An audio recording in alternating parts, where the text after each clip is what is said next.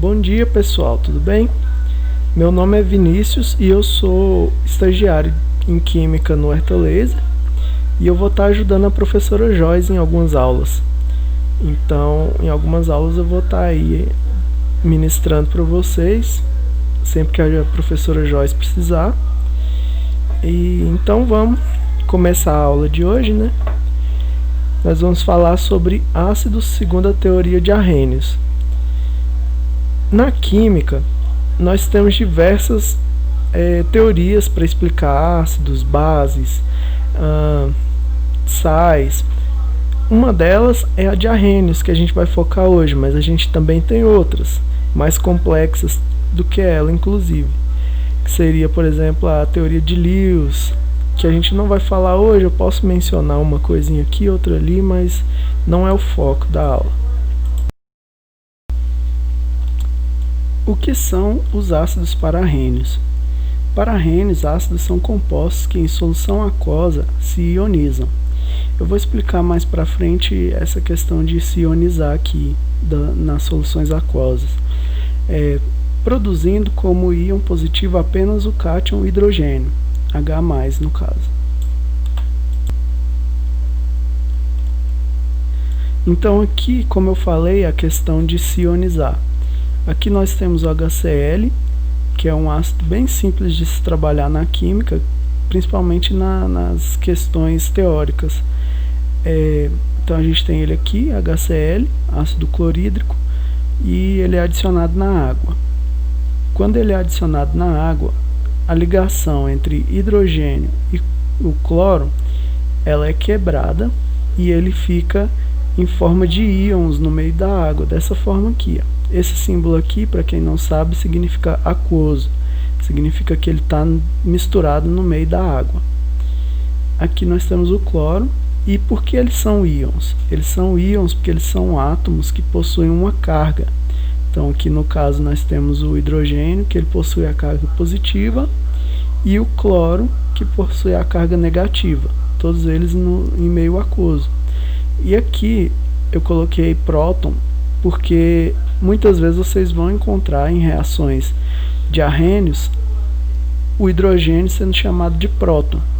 E ele pode ser chamado de próton exatamente porque quando ele perde um elétron, seja porque o elétron é levado pelo outro átomo que estava na ligação com ele, ou por qualquer outro motivo, quando ele ficar só o próton aqui, ele só tem um próton. Então é a mesma coisa que você ter um próton, uma carga positiva apenas, no caso.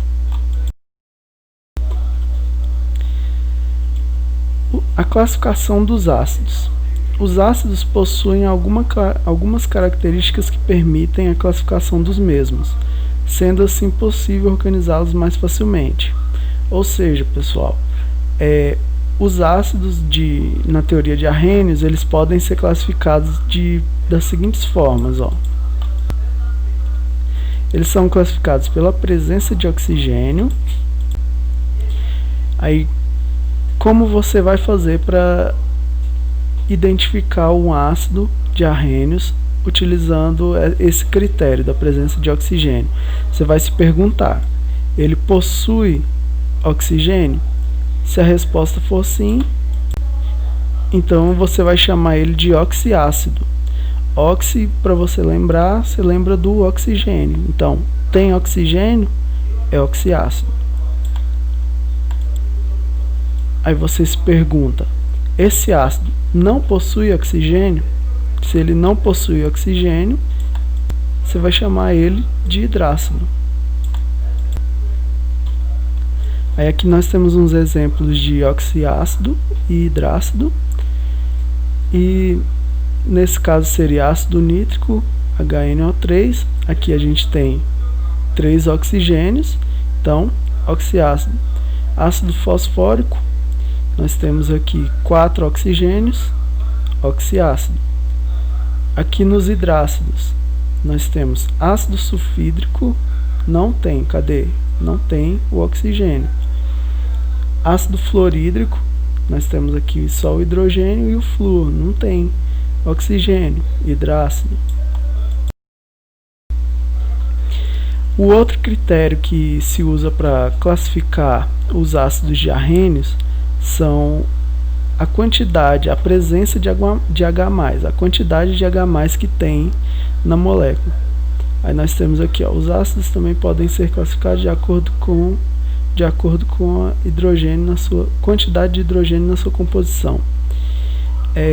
Aqui nós temos um hidrogênio, HCl, monoácido, mono, nós temos aqui de 1, né? Um ácido, um hidrogênio. Aqui nós temos H2SO4, quantos hidrogênios? 2. Nesse caso, de ácidos, de 2 também. É bem intuitivo, pessoal, é só lembrar. Aqui você lembra mono de 1, di, tri de 3, tetra, a gente sabe que é 4, né, no caso. Para quem não sabe, tá aí, tetra, 4. Aí nós temos aqui H3PO4, 3 triácidos, 4 tetrácidos. Então sempre lembre disso aí, ó. 1 mono, 2 di, 3 tri, 4 tetra. E aqui o terceiro, esse aqui eu decidi não focar muito nele nessa aula, porque só para falar de força de ácido já daria uma aula por si só. Então eu vou mencionar aqui, mas mais para frente eu ou a professora fala um pouco mais sobre a força do ácido.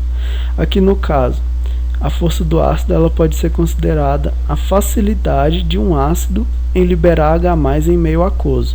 Ou seja, quanto mais fácil for, por exemplo, no exemplo do HCl lá, quanto mais fácil for daquele H+ sair da molécula quando ele é colocado em água, mais forte é o ácido.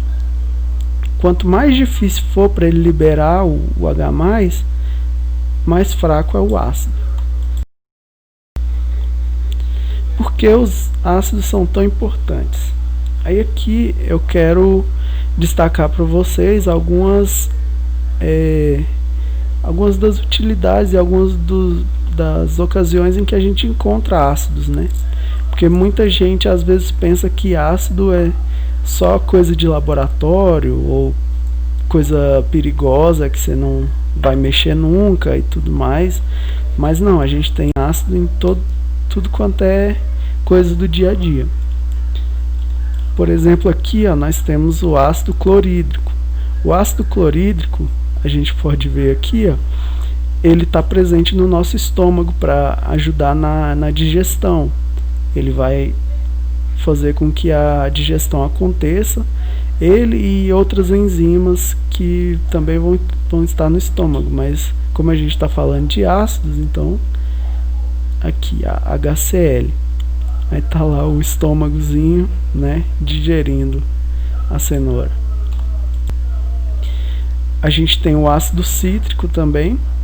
Todo mundo deve imaginar que limão, laranja, essas frutas azedas, elas geralmente são ácidas, né?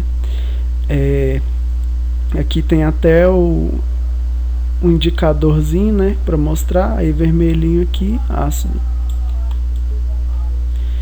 E nós temos o ácido fosfórico, H3PO4. O ácido fosfórico ele é usado como aditivo em refrigerantes. Ele é colocado em refrigerante seja para conservar ou seja para regular o sabor, a doçura do refrigerante, essas coisas. Ele é muito usado então na fabricação de refrigerantes.